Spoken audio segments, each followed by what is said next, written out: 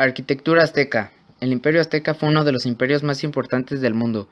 Existió durante el periodo posclásico entre los años 1320 y 1520 en el corazón mesoamericano. Se asentaron sobre un amplio valle en el centro de México donde fundaron Tenochtitlán como su capital, ciudad que llega a ser la más grande debido a su extensa población de 200,000 habitantes. El imperio sobresalió por su organización política, social y militar, al igual que la economía y la arquitectura. Sobre la arquitectura se puede rescatar la monumentalidad y la grandeza de sus obras, muchas de ellas con simbolismos y con el fin de venerar a los dioses.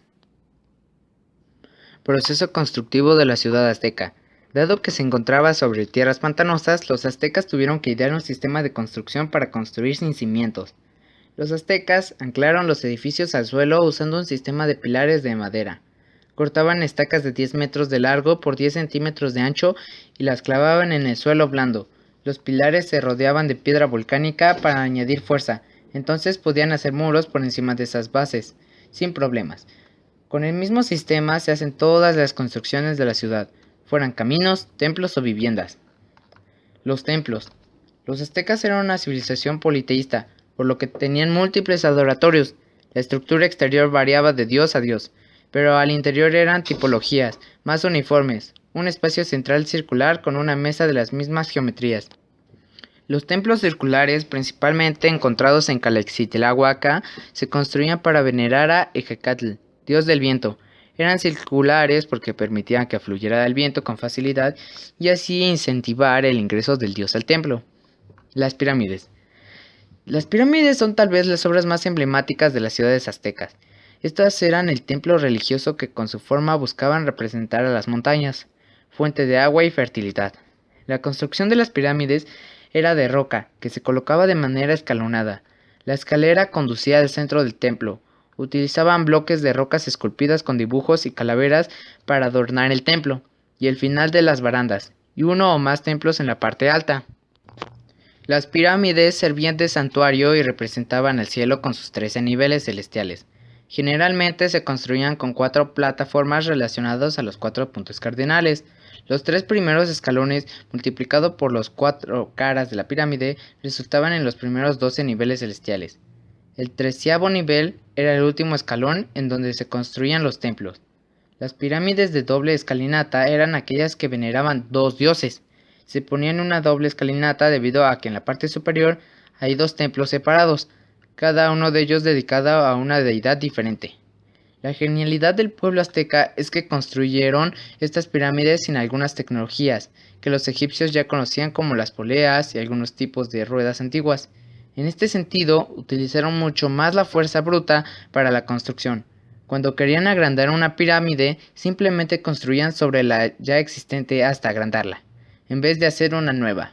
Su arquitectura se caracteriza por 3 elementos principales: el talud, que es la parte inclinada de la pirámide, tablero, la parte plana, y alfarda, que es la protección de las escalinatas para evitar derrumbe.